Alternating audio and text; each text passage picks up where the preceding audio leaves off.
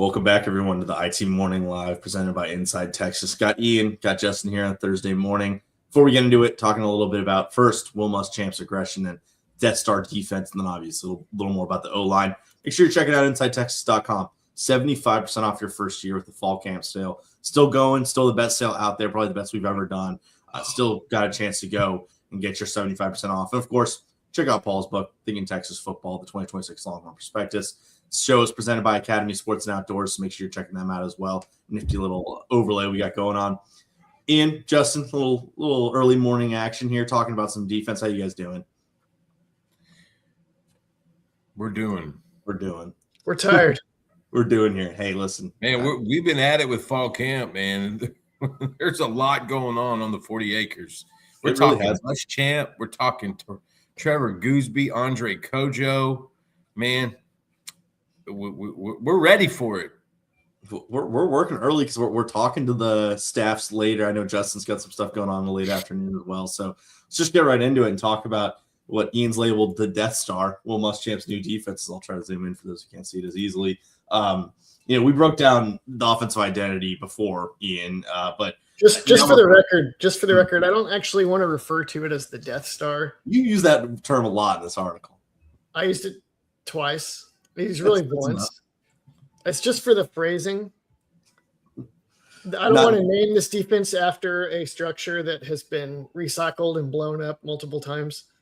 Good call. I was about to say, it sounds good, but there were a lot of holes in the Death Star. And so I don't think Muschamp's going to let those go untouched. Yeah, hopefully there's not any Julian saying Luke Skywalker comps, but it's the Dime Rabbits package. It's things that Texas fans are really excited by pretty much every year. How's the dime package going to look? How's the third down rush package going to look? It's the NASCAR package under PK. But now we're talking about this Longhorn defensive identity under Will Muschamp, a little bit different. And Ian, you mentioned here that it's kind of like getting to the 1998 New York Yankees bullpen at closers if you can be successful on first and second down. Is that kind of the core of the Muschamp defense, setting up to be a successful pass rushing team on third down? Yeah, it's what, everybody wants to do that in college football. If you can get offensive lines and predictable passing downs and college quarterbacks and predictable passing downs, then it's a lot easier to unleash really nasty blitz packages and pass rush and coverages than it is to attack them. Yeah, pretty simple. I think it's kind of the A&M thesis as well. It was last year. It's everybody's thesis. Everyone has that mindset. People go about it different ways. Muschamp's is like kind of the inverse of A&M's, I would say, and what I expect to see this year from his approach. But they both want to get to third down so that they can, release the hounds. Yep. Pin their ears back a little bit, and that's where Colin Simmons, the vast array of defensive linemen Texas has this year, is going to be pretty important to that. So let's get into it, and we can start with the depth chart here because I think this gives a pretty good kind of painting of what the defense would look like in this dime. And you're seeing that either it be Juice Cryer or maybe Anthony Smith, whoever's been the starting linebacker. Not Cryer. Well, I'm saying get subbed out here for Kobe Black. As you can see, he's that money dime linebacker. It's kind of the same as you'd expect. The two big changes are you're bringing in that sixth defensive back in Black, and then Zeno Umozolo is going to actually be your kind of second. Zulu. I've been corrected either way, Justin, on it. It's different on the website. I'm going by Mama. Okay, then I've been calling him Umi Who Zulu. is a wonderful, sweet, sweet lady. Umio Zulu. Only reason I know this is because I went and saw Zeno when he was a freshman, when Neto was a sophomore, and so I've had a lot of time with that last name. It's one of the only ones I can spell correctly. They're out in Allen, right? Yeah, they're from Allen. Listen, you tell the Texas roster sheet that it is incorrect on there, because it is incorrect on there if that's the case. But he moves into defensive tackle. I apologize, Evan. I just had never heard it said like that before. That was like the first time, and I thought, Man, well, that was a little different. All good, brother. What's funny, Justin, is I told myself, I'm like, I don't want to say any names wrong if that's like the main hard one on these lives. No, because I say them wrong religiously. And it's not because I don't know how to say it. It's because of the East Texas twang. That's what it is. Ian's just like, he wants to talk football. Yeah, Ian wants to take a nap. But no. Back to where you were. Ian, do you think this is probably the simplest, most realistic Ohio State version of this defense of the dime, where you bring in Black and Umezulu? Probably. I think some big potential shakeups would be Justice Terry as the D tackle. Although I think they'd probably sub that a lot anyways. Mm-hmm. So like some of these are like, this guy's going to be on the field all the time in dime. And some of these are like, this guy is going to be one of a few guys of this position. But I think that we'll see Terry in this package some. And then Brad Spence will probably find a place here, maybe as the Mike, maybe as one of the ends. And you assume that, if Fossick and Richard Wesley are rushing the passer effectively in practice, that they'll get some reps here as well. They have so many dudes. They have so many dudes. So, and even a Jonah Williams has a load of toys in this trunk. Yep. Yeah. They've built the group to do this. And speaking of what this is, you explain here and kind of reference Pack how the actual coverage works. It's kind of a two-man on passing downs, and then it's a true 4-1-6 that we've talked about here, with Biles being the kind of one. So your defensive backs are on all four receivers. Your linebacker can tag the running back. What makes this hard to pass against? What's the biggest issue for offenses when Muschamp lines up like this? There's like three big issues with it. One is that both safeties are back, so everyone underneath can play aggressive. Yes. That's really rough. If you got to force the ball somewhere and the two safeties are back, then it's conservative. Ultimately, it's hard to throw over the top, but then they're aggressive underneath, and that sucks. Second, because you're subbing in another defensive back and it's a safety, but it's Kobe Black, who was a corner till like 5 seconds ago. That means that all your underneath guys are being blanketed. All four receivers except the running back are being covered man to man by Bo Masco, Warren Roberson, Kobe Black, or Cade Phillips, and that sucks.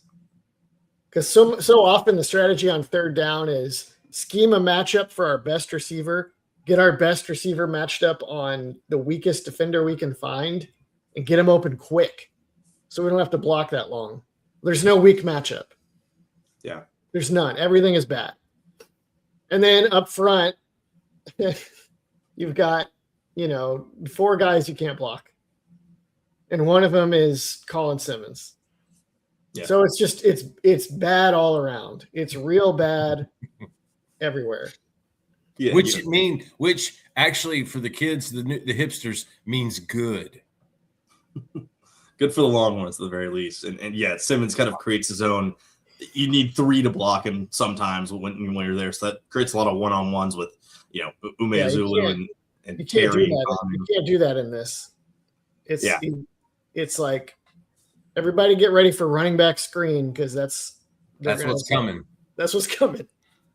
Yeah. And then you got Reed Biles to go and chase down the running back if that were the case. But let's talk about this kind of ambush tactic of it. And you mentioned the Gary Patterson defense here, but this defense in depth concept, Ian, explain it for our readers, explain it for the viewers, how this works and how it helps the Longhorns in this package. So anybody that can remember Patterson's defenses in the 2010s that always seem to shut down Texas is a great comp for this, because you'd go into the game and it'd be like, you'd like look at the roster going in and it'd be like, look at this. Gary Patterson has a 195-pound East Texas kid named Traven Howard playing Mike linebacker, who led the conference in tackles for 2 consecutive years. It's like, I know what we're going to do. We're just going to run the dang ball. This is going to be awesome. Look, their defensive ends are listed at 230. They're probably more like 215. Played it a 2A and a 3A. Yeah, exactly. It's like this is the obvious prescription is run the dang ball. Yeah. Then you go into the game, and Gary Patterson is early down, run blitzing all your favorite runs. He sees your formation. He knows what you're doing. Yeah. Calls a stunt. The linebacker's running to the spot you know you're going to. Yo. It's 2nd and 7. It's 3rd and 8. Every time. Every freaking time. And then you get into 3rd and 8, and the way that he would usually do it most years is they would do the same 2-man deal.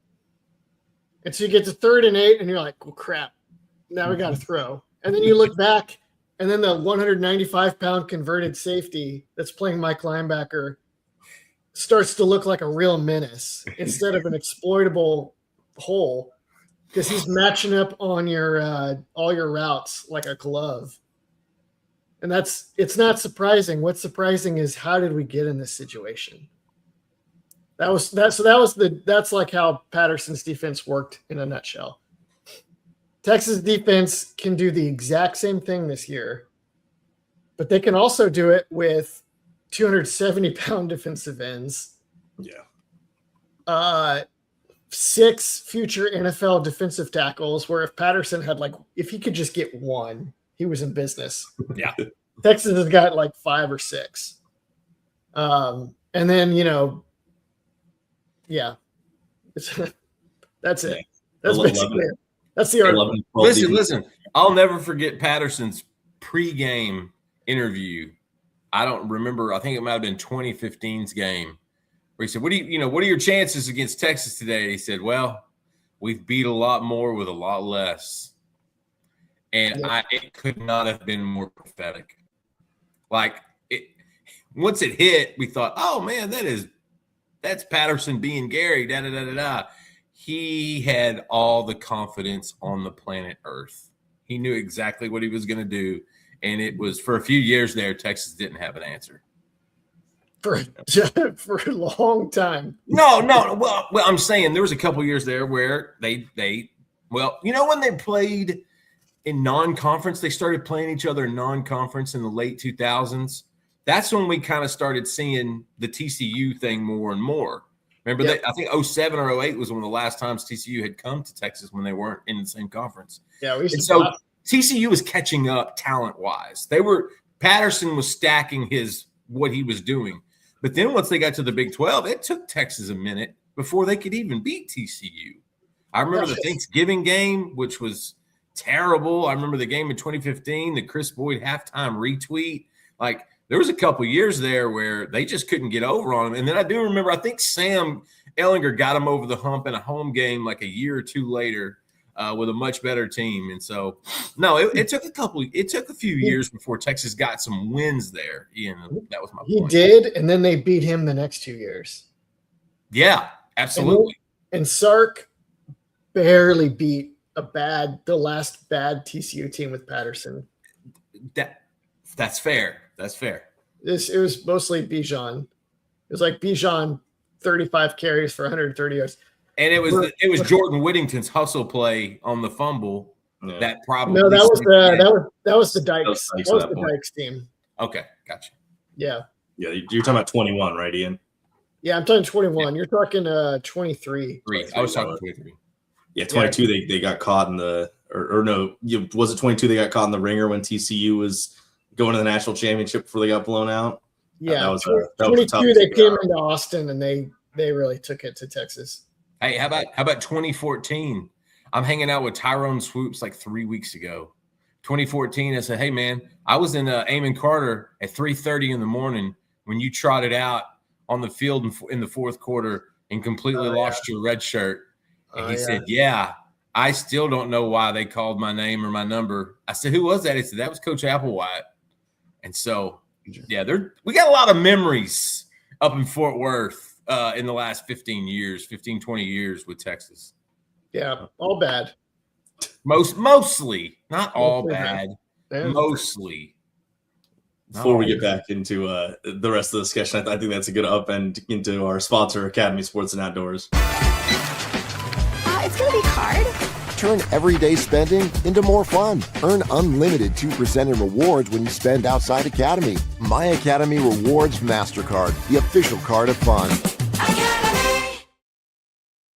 And, as we have this, I wish the tweet was showing up a little bit better, but the tweet that Eric kind of got rinsed for on Twitter, which, that's what we expect when you say good things about Texas. But with Texas being 12 to 13 deep on the O-line or on the D-line, which I think is fair with the amount of talent, your redshirt freshman talent as well, that could play in the conference games, and then 11 to 12 deep in the secondary. Utah Horn asked the question, is this going to be the best defense of the Sark era? Could this be the best defense of the Sark era? I think that the one I head towards is the 2023 one, and I think this one is a lot more 24. or 24, excuse me. Yeah.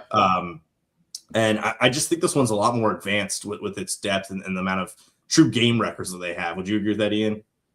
Yeah, the game records thing is big. The 24 defense was awesome.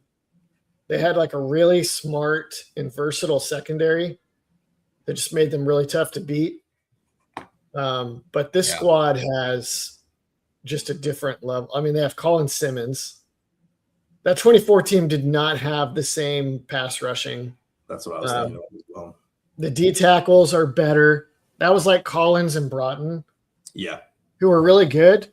But this year they've got like 5 Collins and Broughtons. They were really good that final season together too. Yeah, that's the 24.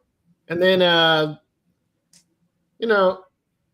linebackers probably about a wash. It reminded me of 04. They're going into 05, all the momentum, they know a national championship is the goal, but they went in losing their two of their top players, Derek Johnson on defense and Cedric Benson on the offense. And you think, well, okay, that's going to take a step back naturally. But that 05 team didn't. And it's similar here. I don't think they take a step back. Like Anthony Hill Jr. is a loss. Leona is not an easy loss. Elijah Bo Burns is not a good loss. But I think that room might be as good, might be better. I don't know. It's also similar to 05 in that 05 was like one good linebacker and two good to solid linebackers and some athletes around them. You had what'd you have? McElroy and Aaron Harris and Bobineau. No. Aaron Harris and Killebrew. You had Robert Killebrew. And our boy Kelson. Yes. But they had all NFL on the D line. They could rotate more NFL on the D line. And then they had the Huff, Griffin. Yeah, the secondary. Ross, Brown. The secondary. Yes. This is a very similar deal where it's like the linebackers are okay. If they can just be in the right spots, they're going to do well. But the D line is loaded at all 4 spots, and the secondary is loaded at all 5 spots. Yeah, I think the question maybe comparing it to the 24 team is I think the pass rush is clearly going to be a step ahead with both what Muschamp can bring and just you're turning Colin Simmons' 46 pressures that year to what he's doing as a junior. But also, could there be a Jahdae Barron type of impact defensive back, or is it more going to be a collection? Because that was a Thorpe Award winner, kind of just patrolling the back end a lot of the season. Collection. Yeah. We'll see. Yeah, this is the year for someone to break. I mean, every year there's a breakout guy. We wrote about Kobe Black this morning. It's funny because Eric and I were talking. Kobe Black got moved to safety, obviously, in the spring and in early summer, and it's been incredible. Him and Jelani have really had a fun duo. But it's like, hey, they moved him to safety. I wonder if he can adjust. And I went back, and I'm like, he played safety in high school. He didn't really play that much cornerback in high school. You know who played the most corner in high school? Was Jelani. Yeah. Jelani was the guy that actually played corner. Kobe was your safety for 2 years. And so that versatility to me, my goodness, man, I love so much of that. Yeah. I think you get that at multiple different guys here. I like the idea, and this is something we'll get into later in the year, but I like that they're running Filsaime as kind of that big nickel, a very NFL style thing. And there's quite a few teams on the schedule I look at, like your Missouris and Florida. I'm like, they're going to need a bigger guy in the box helping stop in the run. And if Filsaime can be sound in what he does and still use that explosiveness, athleticism, he's going to actually contribute this year, where I think he hasn't gotten a lot of buzz in the preseason. I would maybe look for McDonald to fit there. Mm-hmm. I don't know if Filsame's quite there yet. Talking about in dime, right? No, and just if they want to play a bigger nickel package. Yeah. A big nickel, okay. It's like a more physical nickel than Littleton or Masco. I think maybe they'll do like McDonald, or they also just moved Cunningham there. Yeah. I only got the smallest excerpt from practice, but I did see one excerpt from practice that made me think that Filsami is not a big nickel. Fair. Well, I think outside of the 2024 discussion, we can I know a lot of people are asking, curious just about our thoughts on the O-line coverage, and I don't want to completely step on Paul's toes with his article, but he did write about how Texas could play against Ohio State without Trevor Goosby there, and what it might look like in the early weeks if it's Andre Kojo or if it's any combination of guards or changes like that. Ian, you wrote also earlier in the week about what Texas could do, kind of 3 or 4 options of what they could do to fill in. After a little bit of time to think about it, where's your mind landed? What do you want to see from the Longhorns as we're going into the kind of not Trevor Goosby being out for a year package, but knowing that the rest of fall camp, he's not going to be able to practice? Well, I had 3 or 4 suggestions or ideas of what they might do, and they did none of those. It's pretty typical. We cannot get into the mind of Kyle Flood. In none of them did I suggest that they just put Kojo in at left tackle. It was Kojo at right tackle was maybe an option, right? No, before Siani, Kojo at right tackle was definitely an option. I bet, for replacing Gooseby, I was okay, obviously you slide Siani over. You say that. I say slide Brandon Baker. Yeah, I didn't even consider that, but sure. They all those made sense. They went with, option number Z. Kojo at left tackle. I think we all took that as a sign that this is expected to be pretty short term. And they just want to keep everybody in place and not have to move things around a lot. But then did you guys watch our boy Landon Tengwall's breakdown video on Andre Kojo? I didn't get a chance to yet. I didn't realize he had that many game reps. I didn't either. From 2024 early weeks. I think it was a good reminder, too, that Kojo came in at one point as the youngest kid in the entire program. He was either on the cusp of turning 17 or he just turned 17 when he actually enrolled in Austin. So his trajectory was always going to be a little bit slower. And then the film that Tengwall used was garbage time snaps in 2024 when Kojo was just a redshirt freshman against Florida and against, I think, UTEP or somebody, right? And Kojo there's a lot of Kojo run blocking for that Anderson white running back that they had. But he looks Colin Page. He looks shockingly good and skilled as a run blocker in that film. You watch it and you're oh, dang. No wonder this guy was said to have a chance to start in 25 before he blew out his knee. Yes. He was showing real signs in 24 that were all scattered garbage time snaps that none of us had really absorbed properly, right? Yeah. And then, I watched those clips and I was okay, I feel a lot better about Kojo playing against Texas State, maybe even playing against Ohio State. Justin says no. I just don't, and I don't have a problem. I just don't bring that mojo out. That's all. Okay. I just think I think that they could put together a game plan against Ohio State without dying if they had to play Kojo. That's fair. Okay. I think me and Paul are going to talk about that on a deep dive later. So. Oh, then I'm interested. But for now, I saw this and I was how is this guy not the starting left guard? Yeah. I don't understand that. You're right, Ian. Ian's right. Like he looks so good, and all the reps are run game reps.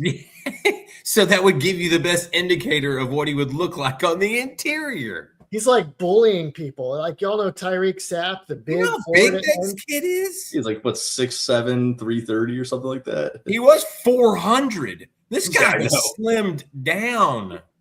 Yeah, he's Andre the Giant. He's enormous. Yeah. There are people, I can tell you this, just sources close to that offensive line room, there are people that have a lot of faith in him. Like there's some guys in that room that think, hey, we want to see Kojo get a shot. Like we know what he can do. We've seen it for 3.5 years in practices. Like now, Andre, turn it on. Like there's some real confidence in that guy.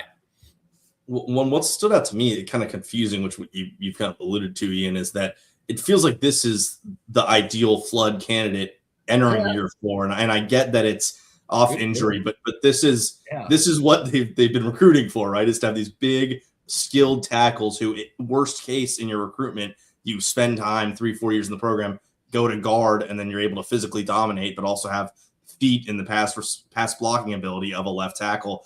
It feels like that's just what Kojo should have been playing at left guard in the spring. And then at this point in time, we could have maybe still been talking about him as the left tackle, but he could have already gotten the left guard spot drilled down. So, Justin, he was still limited in spring, right? That's the problem. If he would have been full strength in the spring, we may have actually seen this. He hadn't been cleared to that point. And so they weren't going to get very much of an indicator, an idea of what he would look like there in that moment. Yeah, maybe the defensive flood is that they just weren't sure how his body would respond and what they could count on from him this year. But man, if Goosby gets back fast, I feel like you got to give Kojo a look at guard, especially if he comes in and he's just great at tackle. Yeah, that's fair. I feel like you can spell Goosby out also throughout the season with this. That way you're not running a guy at 60, 70, 80 reps, snaps a game. I feel like that this can be one of those things. Texas gets somewhat of a lead, spell him out for a while. That's how you actually develop these younger guys. Get them on the field in the action as soon as possible. Kojo's been held back for 1.5 years. This is the year where they figure out they're going to rip the Band-Aid off. All right, what do we got? We've been putting in a lot of work here. He's been putting in a lot of work. They want to see what this kid can do now. Yeah. It's huge for next year. Yeah, they're huge because there's a couple guys coming in that want to play tackle immediately, and they're pretty good. It's going to be a debate going into January. Given the issues that they've had on the O-line with like knowing what they have and evaluating, it's hard to understate the value they could get from blowing teams out and getting a chance to play backups to see what they can actually do. Like you really want to know what you have with like Chapman over the course of the season. Yes. Kojo, obviously. Yes. Turntine. Oh. Ooh, and then there's some guys that came in from the portal. They talk about Paris Patterson is a big looking guy. Jonte Newman is a big looking guy. The Coleman twins. That's one of the guys, two of the guys I noticed actually going out to one of the practices. It's looked different than a year ago. There's more numbers. They're more developed. They're bigger, and then they brought in some portal guys that have experience. But don't sleep on those Coleman guys. I'm telling you, they're a year away from legit in-game reps. It probably, maybe not even a year. Yeah, if you look actually, like for all the crap we've given Flood, the second wave of dudes that they have coming up in the program now, do look like the large human vision come to life. Like Kojo, the Coleman brothers, and Chapman's gotten big. They just it looks a lot closer to what we were expecting to see. You know, well, then this 27 class I think also really mirrors that with obviously Kamara. Oh, Evan throws that up. That's a good comment. Let's go back to Mike. Man, I'm pretty tame. For a Thursday. For an offensive line talk? Ian knows this is pretty tame. I do. I only get my blood pressure up when we start talking about Elijah Bo Barnes. That's the trigger word for me. So you triggered yourself today. That was I did 100%. Michael Welch, I promise you. Who's the first off the bench? Kojo, Hudson, or Seymour? Actually, I think Seymour might be the starter. And so you're first off the bench. Hudson gives you the most experience, but has he been working with the team or working out or staying in shape or doing anything in the last 6 months besides hitting a couple NFL camps? That remains to be seen. That's a question we got to get answered in the next 16 days. Y'all know the Winter Soldier book where you read like a few words from the book and it activates the Winter Soldier to go kill people? Yeah. For Justin, there's a book that exists that I own, and I will not let it see the light of day. But you just start reading like a couple East Texas kid names that went to Oklahoma or A&M.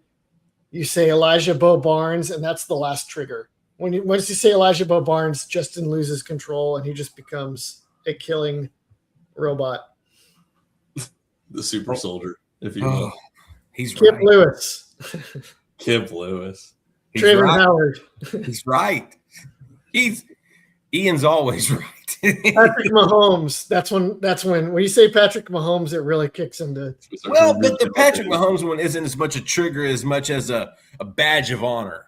You know, when that one pops out, I'm like, yeah. Well, we're going to hear from Andre the lawyer before we get the talk to us blood pressure about pump. wrongful deaths. Texans know when you're injured, there's one name that gets results: Andre the lawyer. Trust the team that has secured millions for their clients and helped thousands of Texans win their injury cases. Car wrecks, slip and falls, 18-wheeler accidents, on-the-job injuries, wrongful deaths. Don't let the insurance companies tell you what your claim is worth. Andre the lawyer will fight for you. His principal office is in Dallas, but they serve Texans throughout the state. So don't wait. Call 214-444-8808. That's 214-444-8808. Contact info is in the description. I think no matter what, with what you're hearing from this discussion, is Texas needs to find their left guard solution pretty clearly, and that's potentially a full season pick, hopefully a full season pick, and worst case that they know who's best off the bench if not, and then figure out your left tackle spot if Trevor Goosby can't play against Ohio State either way for the rest of camp week 1. I would assume week 3 too. Like even if Goosby plays against Ohio State, you take him back out against UTSA, let him play Tennessee, and then you've got a bye. So he's gotten a good enough amount of rest at that point. And you're giving Kojo and those guys some much needed run. Well, and that kind of brings up another topic. That wasn't one of our main points, but we went through the Muschamp progression pretty quick. But talking about the secondary guys coming in blowouts and how beneficial that would be. Texas kind of lost that art last year and hasn't really been a superpower of Steve Sarkisian these last few years of getting so far ahead that you're able to get a lot of good reps. But I really think when you brought it up, like the skill players would really benefit from this, Ian. Getting someone like Michael Terry and James Simon into games early. We were talking about the circle of trust yesterday on the Inside Texas boards because Sark was quoted about it. And it sounds like outside of Dalen McCutcheon, there's not a lot of guys who he can right now write into as a backup against Ohio State, can play those big games. I think there could be a lot of value from week 1, 3, and other regular season games of getting out such a lead that your second unit of offense can actually get some real reps into the season. Especially now that the transfer portal window is December instead of after spring. Yeah. That having one window is a lot better. Not letting guys jump ship when they don't like how things go in spring is a huge win for college football. But if you got a Dalen McCutcheon who's like killing it in practice every week and then not playing, and you get a chance to get him into spring and be like, hey, now you're the guy. That's not happening now. He's making his decision before that. So the more that you give him, the more reason you give him to believe that he can play in 27 in the season before that December window, the better, assuming that, you want him to stay and that you actually want to make him a featured weapon. And let's not forget somebody that's true for somebody. If it's not McCutcheon, it's true for but Dalen's Brown or Khalil Lockett. You're right. Dalen's a perfect example. The thing I love about Sark, how he handles at least wide receivers, he'll play a deep bench in non-conference. Like he'll let those backups get plenty of reps in these non-conference games. We've seen that before. And once SEC play starts, that bench gets shortened quickly. Quickly. McCutcheon is a guy that, man, I think he's going to force his way on the field. I really do. Yeah, he played from a pure route running standpoint. He's pinpoint. His everything is sharp. Incredible hands. The way he catches in the cone, like Dalen's just Ian nailed it. Like you want to give that guy enough so that he can see that. Yeah, once Wingo and Coleman hit the league, man, I'm gonna slide right into this spot right here. And you know what? He's also watching an offseason that saw 2 starters not return. So that also has his antennas up when you saw Livingston go somewhere else and DeAndre Moore for obvious reasons. But those are all things they're thinking about. Yeah. Last year at Sam Houston, they played Aaron Butler, a name we haven't talked about in a while, McCutcheon, Lockett, but also Jamie French, Michael Terry, Ryan Niblett got some wide receiver snaps, Red Anderson. Like they're going to go and play Chris Stewart in week 1 and 3 if they've got enough space to do it. But then you look at the Florida game, which I'm trying to bring up quickly, but I believe they only used the main 4 receivers in this game, or at least those are the ones that were once targeted. You start SEC play, the bench goes to like 3 or 4. Unless there's an injury, it's 3 or 4. Well, someone Sark's been that way consistently for what, 7 years now, Ian? 6, 7 years? Yeah. Someone on our board pointed out, like, you got to give me a really good reason to take Coleman or Wingo out of the game. Like, if you're going to do that and it's a part of the real true game that we're playing and not just late fourth quarter blowout or you're playing UTSA, there's got to be a reason why Coleman or Wingo aren't. And either they're tired or there's a package that helps Bishop out, something like that. But there's just not a lot of – I do think that McCutcheon and Mosley can kind of take snaps away from each other and help each other out with that kind of thing, and blocking being an important part of this group. But someone like Jermaine Bishop, we expect a lot from him, but it's also that means you got to take out probably Ryan Wingo to get him on the field, or an Emmett Mosley. So maybe it's only third downs with Bishop. It's interesting because there's so much talent on this Longhorn offense, but it doesn't really match with how much Sarkisian uses the wide receiver position. Evan, hold on real quick. Evan, they're not expecting a lot from Jermaine Bishop this year. You said expected a lot. They're not expecting a lot from Jermaine Bishop. They're trying to get him into this offense, get him into a couple packages, get him a couple, sets of plays, so that when he's not going to be ready to be that guy this year, no matter how great he is. It's going to take a pecking order. But I just wanted to say that, temper that expectation. Like, they're not expecting gigantic things this year out of Jermaine Bishop. They're expecting a guy to fill in on special teams, get some run at wide receiver, and make a few plays late in games that maybe he wouldn't have played in. I think maybe they would be rushing that if Wingo wasn't looking so good. Yeah. Maybe, but it's just not happening this year. I bet that they sub him in for Wingo every now and then to just get like spoon fed some like screens and like, easy targets to just let him go be an athlete. I'll tell you what, he's going to be able to separate from some of these college corners. Oh yeah. It's just a matter of time before his body control. It reminds me of Curtis Brown, his suddenness and his elite, and it just quick twitch and just gear that, because I watched Curtis in high school and I thought, how in the world are you putting this kid on defense? Look at this phenomenal offensive guy. And then I remember Dwayne Aquina was running it, and I shut up after that. I do think there's less of a, speaking of Wingo, when Wingo was a true freshman, I think there was a bit more of a need to have him out on the field because the Bond injury stuff flaring up, and either way, he kind of entered as the wide receiver 4, even with Bolden on that team, where it just doesn't feel that way with Bishop. Like he will get his chances, but you don't have to get him on the field right away. And it'll be week 1 and 3, but it doesn't need to be week 2 and 4 and 6 against Oklahoma if it doesn't have to be. And Wingo had the 5-star factor.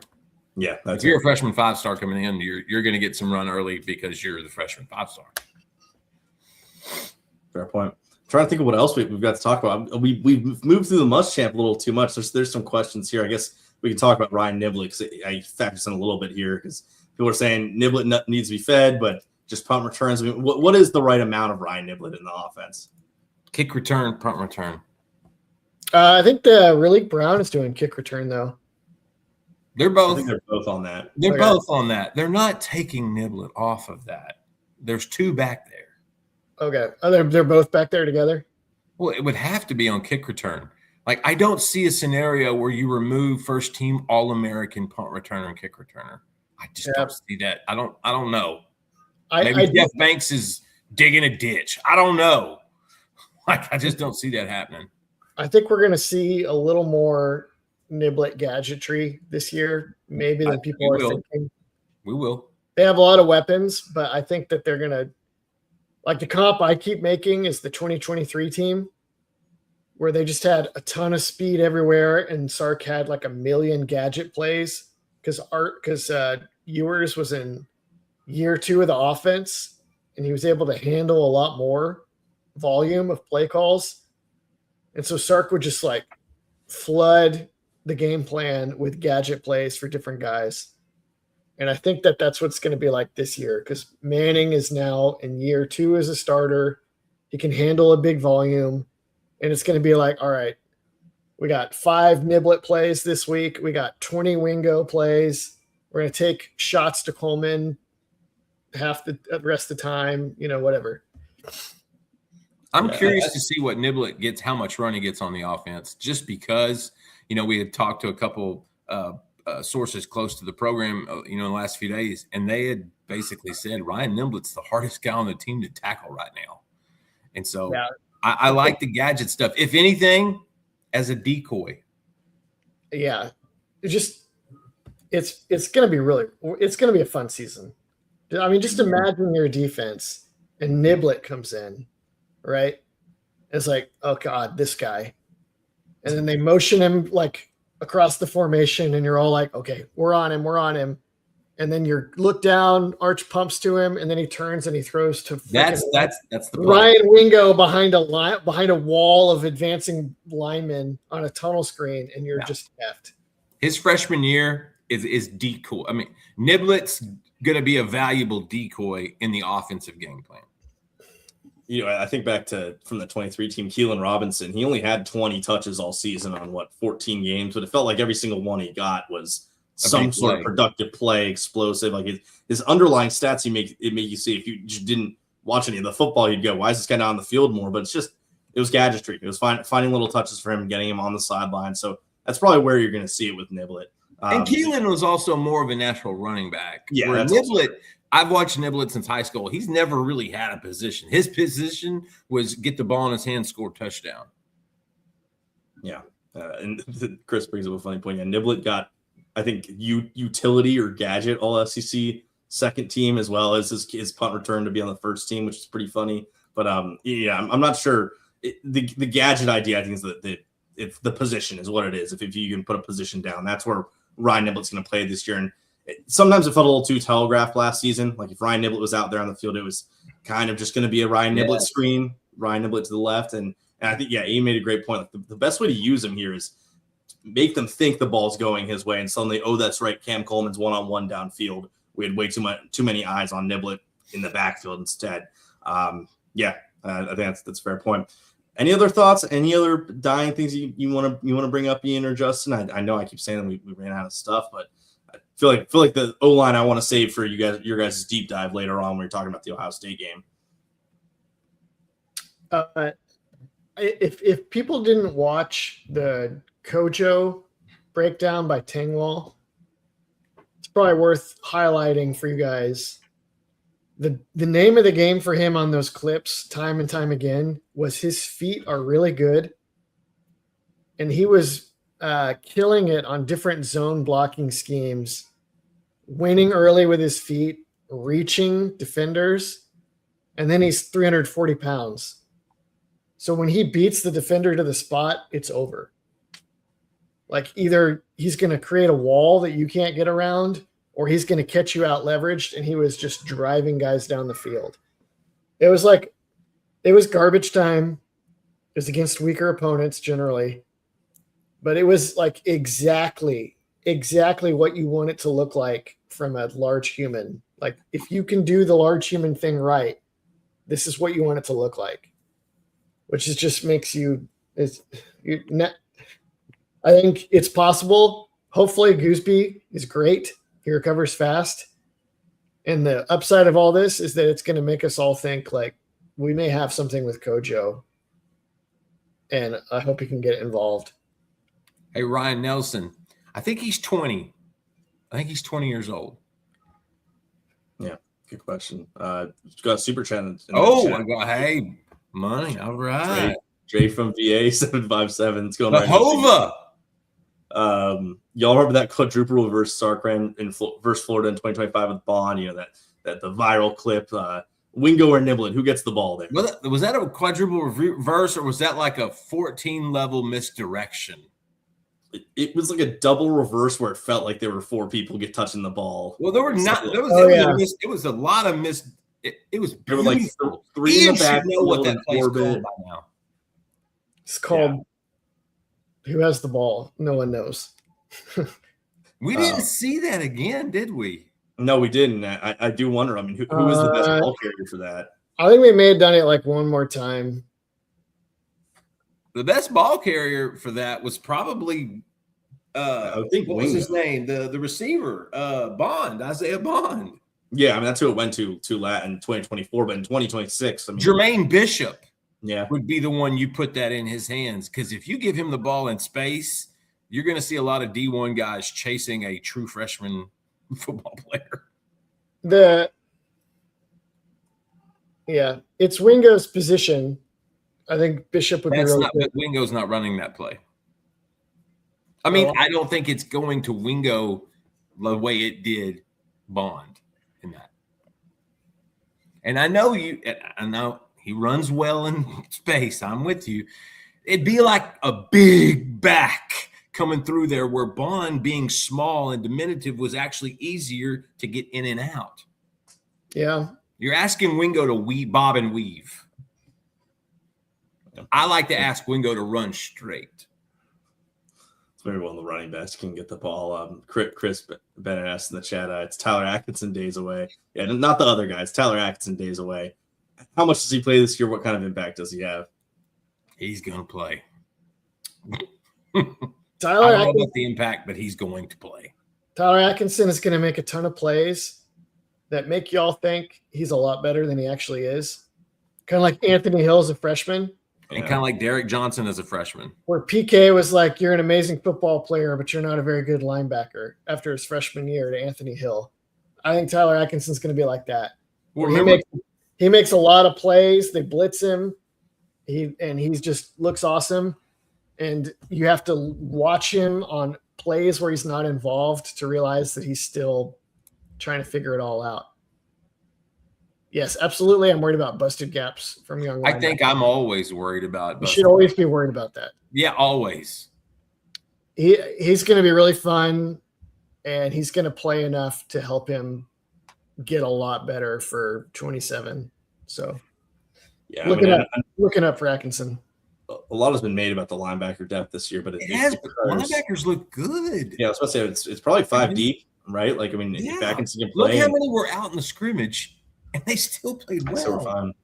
Yeah, and Cummings doesn't need to play this year, but I think there's a lot of hope that he can, at least in these first the two out of conference games, he can get some good reps in. It's a Johnny Nansen special. We can't deny Rocky Cummings. That guy better develop into something. Yeah, Bobby Batrani. We were talking about the third and long package a lot earlier. I'm not sure if you were there, but he could be in there for Biles for sure. Do you remember Derek Johnson had a package of plays his true freshman year? Carl Bull Reese was the DC. They couldn't not get him on the field. Like, they had to find some reason to get him on the field. It took a little while. And then finally, once he started getting on the field, that Holiday Bowl against Washington was his coming out party. He literally had 3 reads in 3 plays. Like, that's all Derek had to do. And if you didn't know, Derek Johnson worked with Tyler Atkinson all summer. Like, those two trained together. There's been a lot of work there. There's a lot of mind reps that go on there. And so Tyler, I'm not saying Tyler's going to be DJ. I'm saying Tyler's going to have a certain DJ type of package plays that he's going to make impacts. He's going to make a couple plays this year where you go, oh, I can't wait to see him as a sophomore. Oh, can you imagine what he looks like as a junior? He's going to flash like that this year. He's not going to, for Rex St. Charles, he's not going to have playing time like freshman Malik. Freshman Malik. No. Freshman Malik was like immediately the centerpiece. Overwhelmed. Yeah, he was immediately the centerpiece of Charlie Strong's defense. No. And that's not going to be the case for Atkinson's going to get to wait. Charlie could have handled Malik. You punched up another question. Has Ian punched a whiteboard? I've wanted to when I watch our Pop Warner team run bubble screens. It's always the bubble screens. We finally got one in practice where like everyone actually did what they were supposed to do. And the ball went through the kid's hands, bounced off the face mask, and pick sixed by a safety going the other way. Brutal. We went back to him later, and he made up for it with a big. It's coming together. That's when the high school. I mean, that's when the head coach goes, "That play, take the play down. We're done with this play. We have to have that play." I know, I'm with you, but I can just tell you sometimes that's when those type of situations arise, the head coach can just say, "We're scrapping that play." I'm gonna try to teach my quarterbacks to tag it as an actual RPO rather than a predetermined throw, so that we don't throw it into a covered guy. But so you don't want to throw it into a covered guy anyway. Exactly. But if it's predetermined like it is now, yeah, I'm with you. I got you. I'm telling him like if it's covered, like tuck it and run. Yeah. But I think I'm gonna start giving it to them as like a pre-snap deal. We have to have it, and you would not believe how difficult it is to do right with fifth graders. You will not believe Ian screaming, "Just do your job," to a bunch of 7-year-olds and 8-year-olds. But you know what? They respond to him. So I give Ian credit. Do you know what I've learned? Is I'm like not a yeller at all, and that was totally never been a yeller. Yeah, no, obviously. Yeah. That was fine in like flag, and I've learned that in tackle you have to bring in intensity and energy to match physicality. Yes. If you don't, they won't pop. Yes. Yeah, I've had that problem, but then it was fixed in like 2 minutes because I'm a very loud, intense, energetic coach. Nelson, we are not running the 2008 short passing. Oh, actually, I do like that for flag. I do like that. For flag, yeah. For you kind of need it for flag, but for tackle, we're not even 05 Texas. We're 04 Texas. It's like zone read all day long. How do you feel about this one, Ian? How dare you, Rex? Listen, y'all are talking mess. Ian doesn't punch people. Ian doesn't raise his voice. Ian doesn't hit whiteboards because he would kill them. Okay, like Ian, you don't understand. Ian has this like secret strength, and that's why with much power comes much responsibility. Ian understands what these hands he has can do to people. I respect the restraint more than anything. I'm just taking. People are like making comments about my wardrobe. Because you're wearing a sloppy V-neck that you just pulled off out of the dirty clothes 10 minutes ago. You got Evan over here dressed up for fall football in a hoodie. I hope his AC's on in his house because it's 107 with humidity outside. I'm in the basement of our house, and it gets so cold in the morning that I have to throw on the hoodie, even though it's probably 97 outside. Oh my gosh. No, Evan, Ian, that's the only thing they're picking at you at. Where you pop your collar or something, or iron your shirt. Remember forgetting Sharon Marshall? Iron your shirts. That's a good movie. How many copies does he have? Are they arranged by color in his closet or chest of drawers? Not by color. They just shove them in there.